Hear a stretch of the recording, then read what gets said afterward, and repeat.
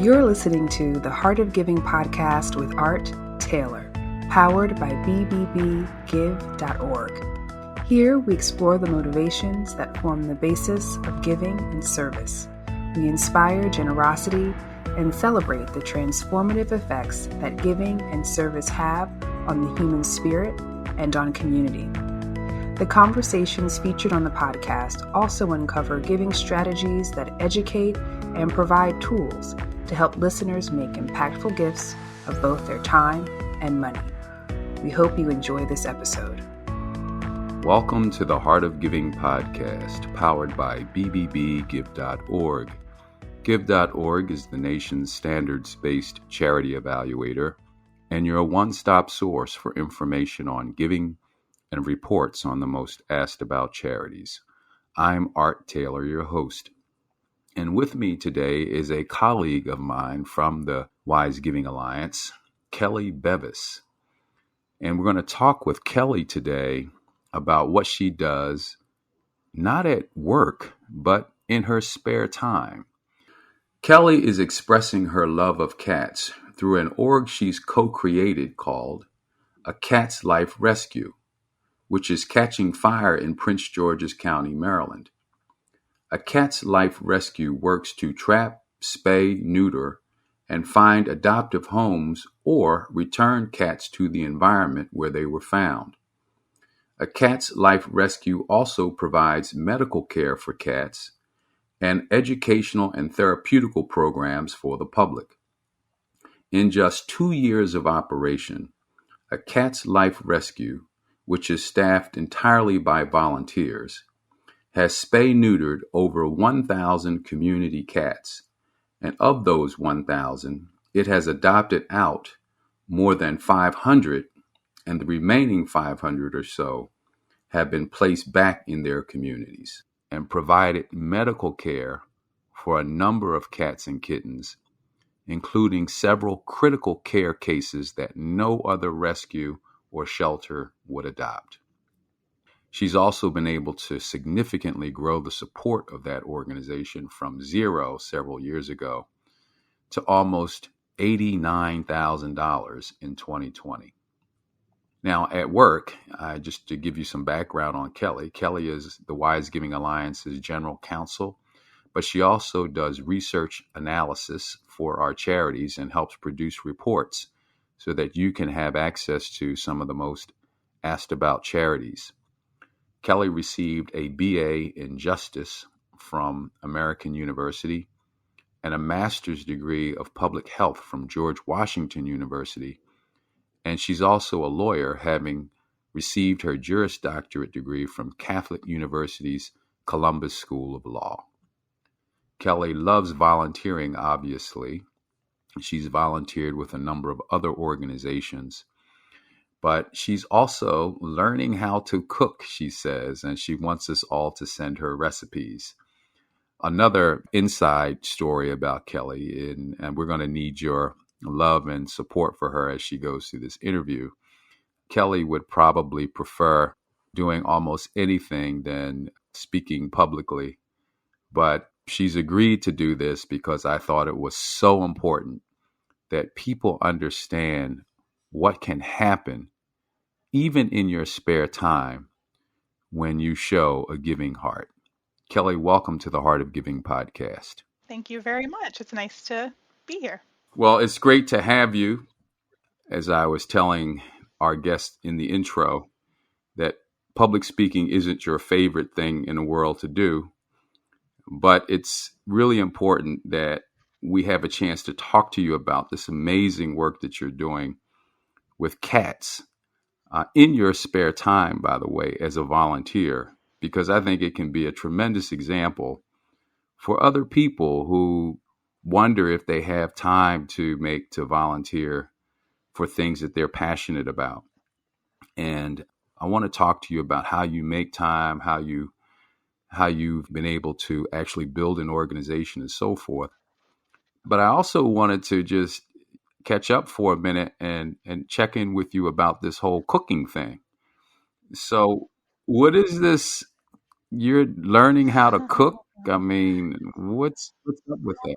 I am. So I started what's called the Whole 30 program. I'm on day 22, and it's primarily a, as the title insinuates, a whole foods diet. It's primarily meats, vegetables, fruits, fish, proteins, that sort of thing. And I did not grow up cooking at all, and my partner is the cook in our relationship. So I have at age well, I'm 41 now, but at age 40 have started to learn how to cook different things, and it's been an experience. It's been really fun. I don't like handling the raw things, but I have a lot of fun learning and sort of experimenting with different items and trying to perfect things. So it's been really great. Well, that's good for you. We have to eat, so learning how to prepare our meals can be an important thing, but it can also be a fun thing. Absolutely. So I'm glad to hear that you're taking that on. But it's not surprising. I mean, you're a person with a very curious mind. You're obviously a lifelong learner, having 3 degrees, a bachelor's and a master's degree and a law degree. So obviously you're about learning and continuing to develop, which is great. So Kelley, you're really a cat lover. There's no other way to say it really. But where did this love of cats come from? I was reading the questions you had for me ahead of time that were sent over, and it's interesting that you ask. I actually grew up with dogs. We had cats when I was very, very young, but other than that, we had dogs. And then I moved to the DC area, DC in 2000.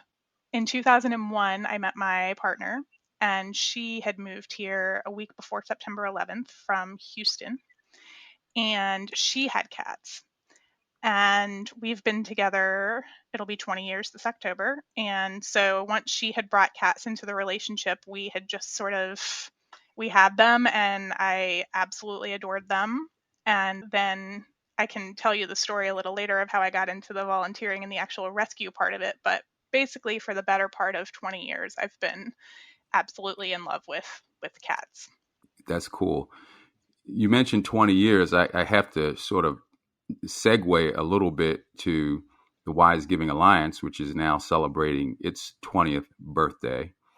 And my service with the Wise Giving Alliance has been the last 20 years as well. So it's interesting you Mm-hmm. mentioned 20 years. Mm-hmm. Well, I mean, I don't know how it's possible because neither one of us look a day over 20. So Definitely you. There are moments when I look in the mirror and I wonder how I could be so old. But uh, so was there a point in time when you realized that, I'm actually enjoying having these cats around, particularly after being sort of in a family with dogs? Many people who tell me about their love of dogs, some also have cats in the house as well. But it seems that either you're a dog person or you're a cat person. So I'm trying to figure out, at what point did it kind of click into your mind that, maybe I'm also a cat person? it's true. And, I am a dog person, I have to say. However, living in this area, especially with apartment living, I think for me, I would love to have a dog. However, I lived in apartments for 10 years before we bought a house. And I don't think it's as fair necessarily, in my opinion, to have a dog in that sort of small space with no yard. I didn't have a lot of time being and working, and I worked during the day and was in school at night for undergrad, grad, and then law. So I didn't feel like I had the devotion that I could give to a dog. Cats are more independent. Dogs need a little bit more, they're a little more high maintenance than I was able to give. So, I think we could have a dog now, but I think that the rescue sort of prohibits that at this point, where we're a little resource short and having more animals around. But yeah, I think that definitely people, there's sort of dog people and then there's sort of cat people, but there can certainly exist a happy medium. So a cat's life rescue was formed a couple of years ago. And Yes. how did that come together? What did you see going on in PG County that said we need to do a bit more for these animals than we have been doing, and maybe get others involved as well? So it's actually a really great story. My partner and I were volunteering. We decided to start volunteering at a local cat rescue. And I met my friend, Nikki, who is a co-founder of the rescue with me, Nikki Cochran. And she was working at this rescue and was not happy and had always talked about, as I got to know her, she thought at first I was just going to be flaky because the volunteer part that I did at her local rescue was coming once a week or once every other week, I believe it was, at like 6 a.m. to help her check in cats for a spay clinic. And I am not a morning person. I am not a human being before about 9 o'clock. And I came and I got up every other week and I would come, and we got to be really fast friends. She's an amazing, amazing individual. And she said to me, she said, I've always wanted to start a rescue, and there's such a need for it in this county. Prince George's County, as you know, we both live here, is huge and not particularly wealthy, lacks resources in a lot of areas. And so I said to her, let's start a rescue. And she was kind of baffled. She said, really? And I said, my job is to literally, evaluate nonprofits every day. I've been doing this for almost 15 years. I have experience in starting up a nonprofit and the resources to do it and what needs to be done. Let's do it. And she said, okay. And I worked and filled out the application forms for Maryland and for the IRS, wrote the check. And normally it takes about 6 months tops to get approved by the IRS, but there was a government shutdown in between there. So it did take a little bit longer to get approved, but we did, and we started business. It was May 1st of 2019. So that's how it got started. My friend she wanted to start a rescue, and we identified PG County as Prince George's County as the place most in need, and we did it. Well, what did you see though? I mean, were there just too many cats going unadopted? What was the specific challenge that you saw?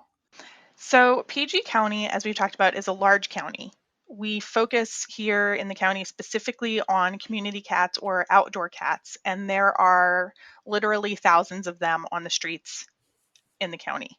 Mm-hmm. This is not a wealthy county. There are many rescues that do work here, but the fact of the matter is that the TNR issue, or the trap neuter return issue, is one that still needs work. Euthanasia rates in the county have declined significantly over the last 2 years, but our county still has the highest euthanasia rate in the state.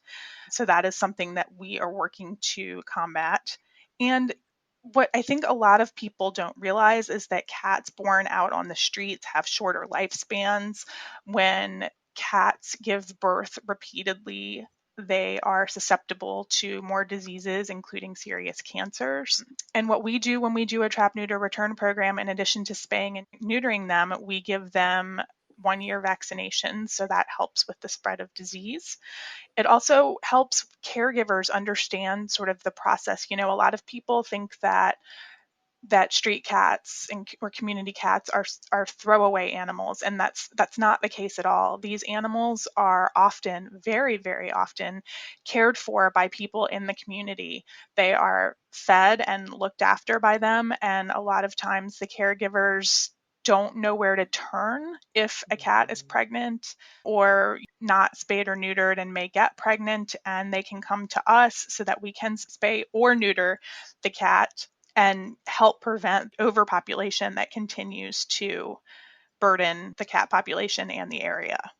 Great answer, and very informative for people who don't know the nature of the problem. And you've stepped in, you and your partner, in a significant way to help alleviate the problem and maybe reduce some of the suffering. And have actually already hit almost half of our goal for the year, and it's only the end of March. It's a huge problem, and we want to be part of the solution and feel like we actually really are. And that's in very large part due to Nikki's efforts.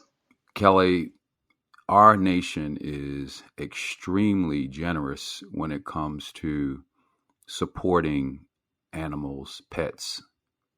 both from an advocacy standpoint and also from a caring for standpoint. But yet, we still have a lot more we could be doing.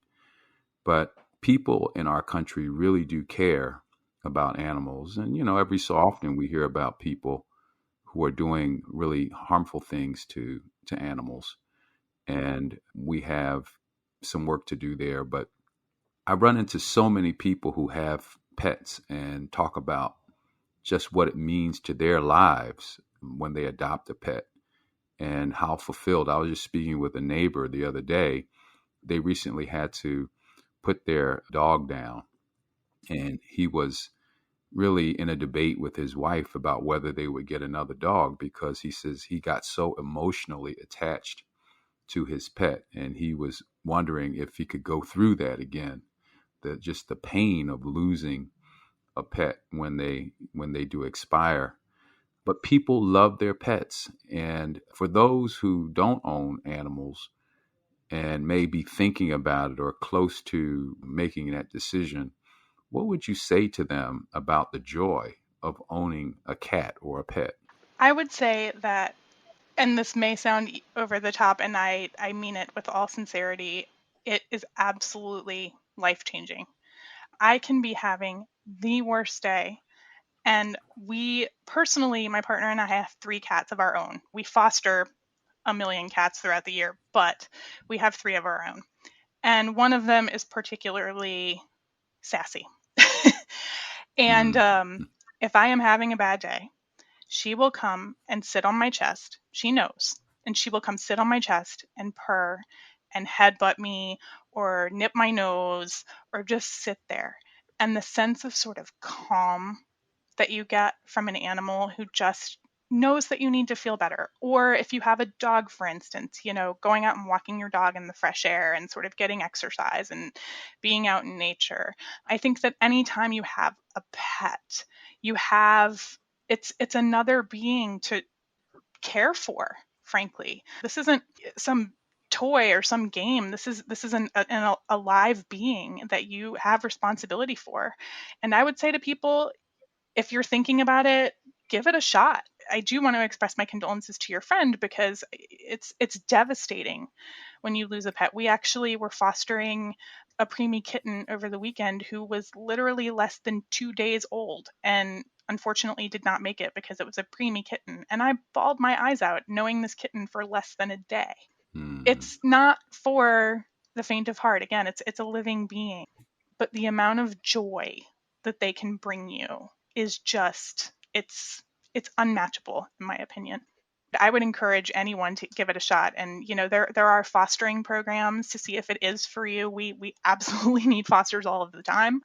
We do people foster continuously, where they're just having cats in their home for a few weeks at a time, and then they get adopted out and they just keep doing fostering. We have lovingly what we call foster fails, where people say, oh, I'm going to foster, and then you can adopt it out, and then they fall in love with the animal and of course keep it because they can't bear it apart with them. So, there's all sorts of situations and scenarios where people can see if it's for them, if having an animal is for them. And I would say the rewards are just absolutely worth it every time. Well, if you live in the DMV or Prince George's County in particular, we can find you at a Cat's Life Rescue. But what about people in other geographies? How would you go about identifying a place to participate either in an adoption program or a foster program? So I would say Google is your friend. Every major area is going to have some sort of rescue program. If you Google animal rescue in my area, or animal rescue near me, my city, whatnot, Google will pull up a listing for you of rescues, and you can contact them and see what their procedures are and who they have available. There are so many people doing such great work. There are organizations that their budgets are millions of dollars and they have reach far and wide. And then there are organizations like us that are small and run completely by volunteers and are very specific to one area or one county. But yeah, I would say just sort of doing your own research and Googling to find places in your area is your best bet. So what if I wanted to volunteer at a shelter? What's entailed in the volunteering? What types of opportunities exist there for volunteers? It really depends, frankly, on the size of the organization and the protocols and procedures of the organization itself. For us, we are thrilled to get any volunteers ever for our programs because we are so small. And again, we are all volunteer. I'm not paid for this. Nikki is not paid. Our board members are all volunteer. So it depends on your interests as well, right? So if you want to foster, you come in or you email us, because during COVID times, we do most of our interactions over email at this point, unless we're, doing a trapping or somebody's coming to pick up a cat for an adoption or we're doing medical care for a cat. But, it's just a matter of reaching out to the organization, contacting them. Sometimes they'll have you fill out an application. I'm sure sometimes organizations do background checks, that sort of thing, depending again on the size. But there are all kinds of opportunities as far as what you can do. For instance, we ask people to trap, and if they're not comfortable setting up the traps and monitoring traps or don't have the time for that, some people are able to transport the traps to the clinics the next day for the spay, or to pick up the cats who have just had surgery and bring them to the places where they will heal. We have people who do fostering for us. We have people who do our social media. A couple of our board members are fantastic. I don't know if you've seen our Facebook page, but I will brag on our social media manager. Her name is Alex, and she is unbelievable. She is a master of writing and storytelling that gets so much attention. I mean, we just surpassed the 3,100 followers on Facebook mark. Wow. And that is in very large part to the fact that Alex's writing and ability to put things together is just so compelling and fantastic. Sometimes organizations need help simply with things like writing a newsletter, outreach to the community, going to events. One of our programs that we're going to be doing later in the year that no one in PG County currently has a pet food pantry. That's a common program, not a common program, but it is a program that exists. I know it exists in DC, for instance. And we are going to be setting up a quarterly pet food pantry for caregivers, cat caregivers who are in need. It's not just with COVID, but people are giving, reaching in their wallets and feeding these cats in the community. And a lot of times they don't have a lot of money and they're really reaching. So we want to be able to provide an extra resource to have food for them to take care of the cats. And so volunteers can do things like help us secure a space to distribute the food quarterly, or come to the events and volunteer at stations for fundraisers. There are so many opportunities for all kinds of personality types, whether you're like me, who I'm not the most outgoing person in the world, or somebody who that's their place to shine, in front of a lot of people. There are just so many different opportunities available pretty much at any place that you would go, I think. Well, you would never know that you're not an outgoing person by what you're delivering here in this interview. That's what I'm told. But I promise you, I am not. You're shining, and I know our guests will appreciate it. Kelley, I want to just shift a minute. Thank you for presenting all of those great opportunities for volunteers. Obviously, donations help too, and people can offer cash donations, and I'm sure that'd be nice to receive also. But I wanted to talk a bit about how you manage all of this with a full-time job, really two full-time jobs, because if you work for Art Taylor, generally you're doing your job, and I'm usually asking you to do other jobs at the same time. So you kind of know how that goes. But in addition to the 2 or 3 jobs that I have you doing at the Wise Giving Alliance, you find time to follow this passion of yours. And I hear so many people say, boy, I'd like to follow my passion, but I just don't know how I can make it all work, how I can manage a family and go to work each day and still find time to volunteer. So what would you say to them that might be more encouraging of the time that they have to actually do something that would be meaningful both for a cause and for them? So I would say this. I would say an important point is I do not have kids. So I do not have the extraordinary Yeah. responsibility of little humans to take care of, which I absolutely think is another full-time job in addition to many jobs that folks have. I would say though that you find time for what you want. I actually have a doctor. She is an integrative and functional medicine doctor in DC. She runs the district center for integrative medicine, and she's told me something more than once, and I think that it's very wise. And while she says it in terms of my physical and mental health, I think it's applicable to time management as well. What she often tells me is, you are in the driver's seat. And I think that that is very astute advice in terms of both health and time, right? I think that we all have the ability to make time for things because ultimately everything is a choice. So it's about shifting your priorities. I think that you really find time for what you are passionate about. I was thinking about this the other night, frankly. I was thinking about, I'm doing this Whole30 program that we talked about at the beginning, and how I needed to also, this is sort of a side note, but how I also needed to incorporate exercise into my routine, right? And I said to myself, I watch television several hours a night. So if I took 20 to 30 minutes of that time and shifted it to walking rather than the extra time to TV, I would still be able to watch TV, just less of it. So I think it's a matter of shifting your priorities. And I, again, want to emphasize that my life is very different from many people in that I am not raising a family and I'm not working. My job at Wise Giving is not 80 to 100 hours a week. I am very fortunate to have a work-life balance with that job. However, I am working, I would say, about 30 to 35 hours a week on the rescue.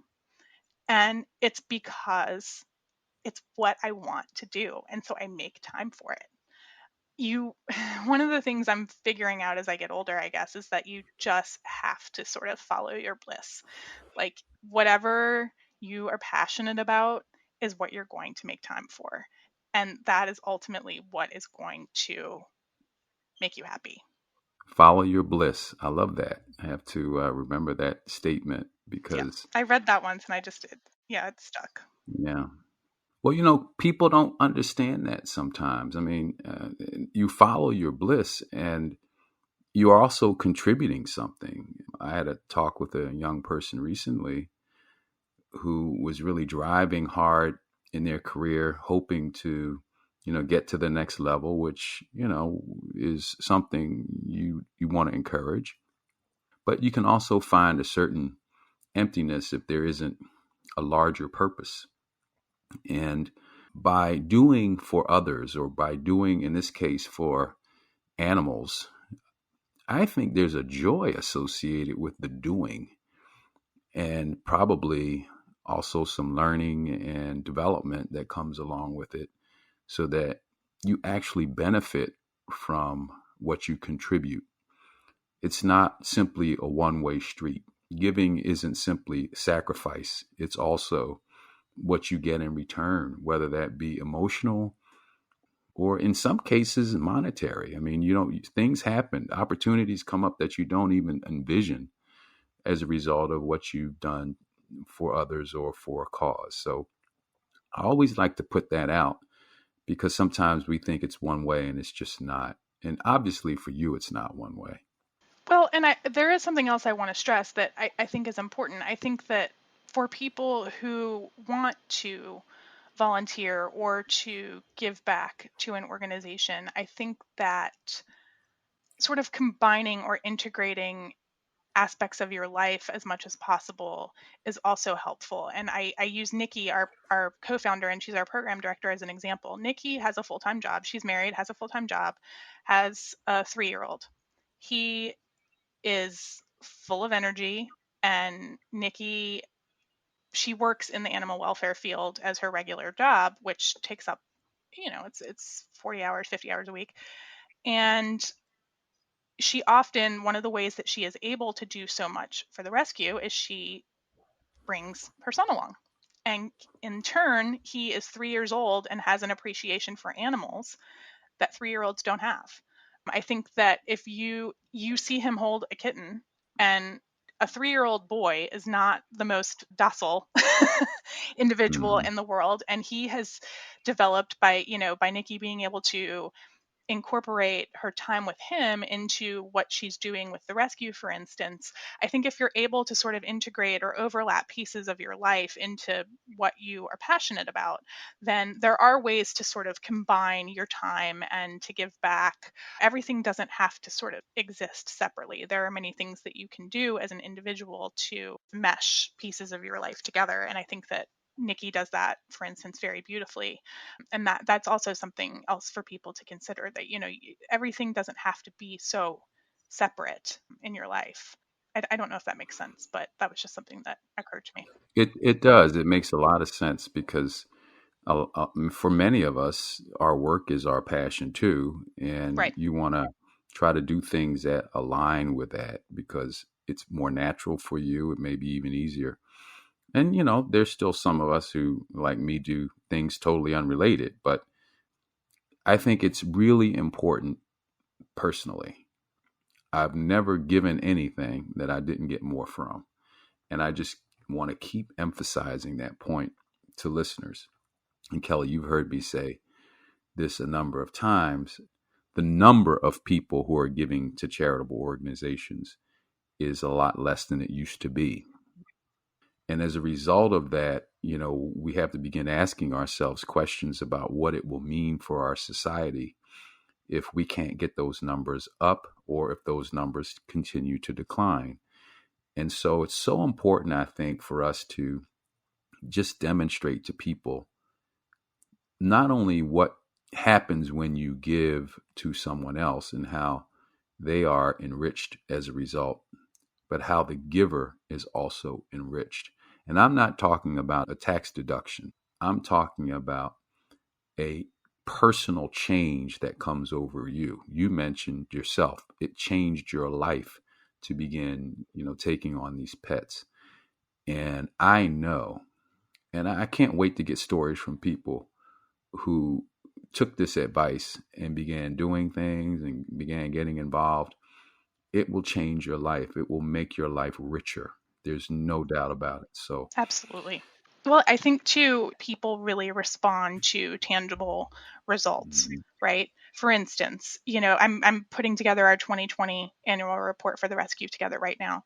And if you put, and I believe I sent these numbers to you in our bio, if you put our 2019 numbers against our 2020 numbers, our TNR numbers more than tripled from 2019 to 2020, and 2019 was a partial year. Our adoptions went more than 2.5 times. We took on more critical medical cases. We take on the medical cases that people don't want to take on. And I think that people see that. They see, okay, my donation made this amount of impact. And it's with an animal organization, it's easy, Mhm. right? In some cases, because you can post a picture of a really sick cat or kitten, and then 2 weeks later, because of someone's donation that was able to pay for a surgery or to pay for some sort of medical care, they can see the improvement, or they can see the success of what Yeah. happened. And I all the time, I am still in touch with adopters who say, oh, adopting this cat changed my life, and they send me update pictures. Well, I had these kittens from when I was able to hold them in the palm of my hand, and now they're full grown cats, and they'll send me update pictures, right, about how amazing it is to have these animals in their homes. And so you can connect with people on a number of different levels. And I will say, in our defense, I mean, our income from 2019 to 2020 went up. I was doing the annual report. If I calculated the numbers correctly, it was either close to or more than 500%. And that is partly because we were a new organization and partly because, the word had sort of spread about us. But I think in part, it's people see results. Yeah. And they see that, okay, this organization is actually doing something. And again, with animals, it's different because you have pictures of cute little animals, and that's kind of hard to resist, Yeah. right? I mean, let's be serious.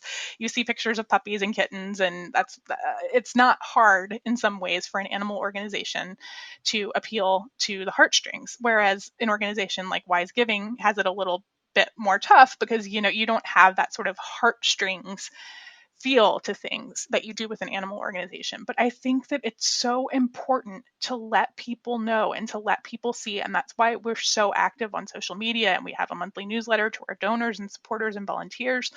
You have to let people see and know the impact they are making, because it absolutely makes a difference to them, and it encourages them to continue supporting your organization and the work that you're doing. Yeah, and there's so many amazing people out in the world who are doing things, and I don't certainly want to diminish them in any way. And you're one of them, which makes me just so proud to have you on our team and being a part of this podcast in particular. That's very kind. Well, Kelley, as we round out the interview, I just wanted to say to you, just thanks. And where do you see maybe a Cat's Life Rescue going in the next 3 years or so?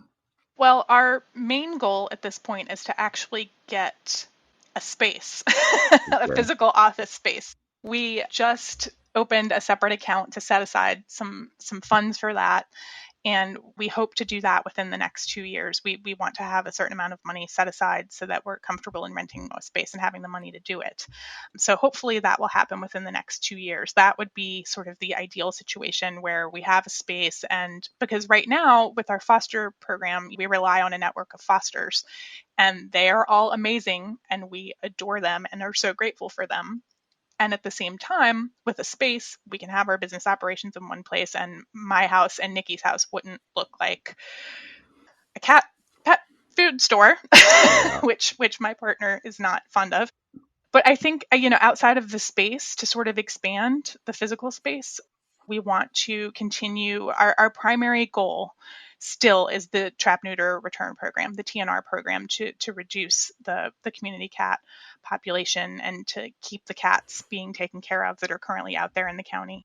We will continue to do adoptions and medical care, but our primary focus is on the TNR. That is our passion. And we want to expand programs out to the public, more educational and sort of therapeutic programs. COVID has put the brakes on that in terms of being able to go places and, for instance, have them play with kittens and sort of teach them about all of the things we do. You can't really do that in person right now and haven't been able to for the past year, but that is something that we want to expand on. But our main focus, again, is the TNR program. Well, thank you. I've been interviewing Kelley Bevis, who is the General Counsel and Charity Analyst at the Wise Giving Alliance, my colleague, and it's just been so great to watch her develop this organization, a Cat's Life Rescue, which is doing great work in PG County, assisting our feline friends. And I want to thank all of our listeners also for checking in for this particular podcast. And if you want to hear other podcasts that we've done, you can find us on all major podcast platforms. This is the Heart of Giving podcast. I'm Art Taylor, and we hope you'll check in again soon. You've just listened to the Heart of Giving podcast with Art Taylor. Be sure to tune in next time for a brand new episode. To listen to our other interviews, visit heartgiving.podbean.com. That's heartgiving.podbean.com. Subscribe to our show on major podcast platforms. Send your comments and ideas to Nona at thusmarket.com. That's Nona, at thusmarket.com. The thoughts and opinions expressed on this podcast are the views and opinions of the guests, not those of the BBB Wise Giving Alliance or program affiliates. This podcast is for information and educational purposes only and is copyrighted with all rights reserved. This podcast is protected by Podbean's terms of service.